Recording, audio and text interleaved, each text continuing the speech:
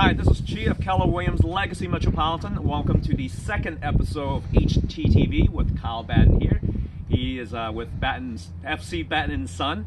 He's a custom home builder, and today we're setting again here at the 7,000 square foot home that he's building here in Pheonix, Maryland.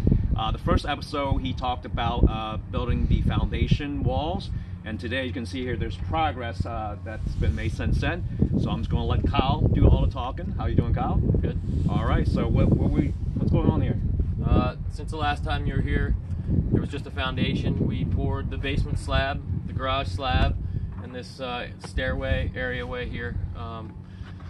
We wait to frame so they can pour. It's just a lot easier for them to pump the concrete into the basement. After that, we backfilled the foundation. Makes it a lot easier to build around while we're setting all the first floor joist. We're using engineered joist. It's a relatively new product. It's a plywood core web with a 2x3 or 2x4 top and bottom cord. They can be made at different heights and different widths and thicknesses to span farther lengths, and the advantage of these are the distance that they can span before you need steel in the basement. So it reduces the amount of steel, which makes the build cheaper. They also have a wider cord for the plywood to break on. It gives a little bit more meat for the plywood to be glued and nailed to. And overall, it's just a much flatter, stronger, continuous deck. We used to use 2x12s that were 16 foot or 20 foot, and they were crowned, and then they needed to break on steel underneath each time. And if you looked at the deck, it wouldn't look as flat as this whole deck does now, and you would see, you know, crown humps in it, and that's just how it went with the material. But with advancements in the material, and they can make these as long as you need. So as you said, it's as smooth as can be. It's no. And then the way we tie all the plywood together, I mean, it's glued and screwed together, and it's got, you know, good rigidity, and it's the best way you can build a deck system now. Okay, so when you say deck, it's not an outdoor deck. He's talking about the deck for the framing, the first floor framing deck. Yep. Yes. Okay.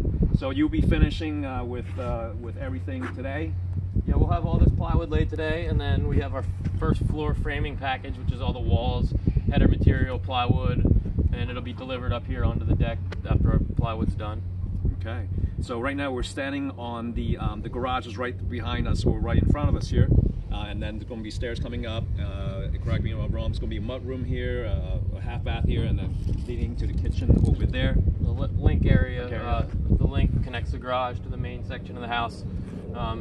This is oriented on an angle here. So when you walk in the main section of the hallway, you're kind of looking at the main great room area with the fireplace and everything. So even the garage entrance is a pretty good view. Fantastic, fantastic. So again, this is only the second episode that we're doing. We're going to do multiple episodes so you guys can see exactly what it takes to build a 7,000 square foot home up here in Pheonix, Maryland. So I can't wait to keep showing you guys the process. Thank you, Kyle, once again.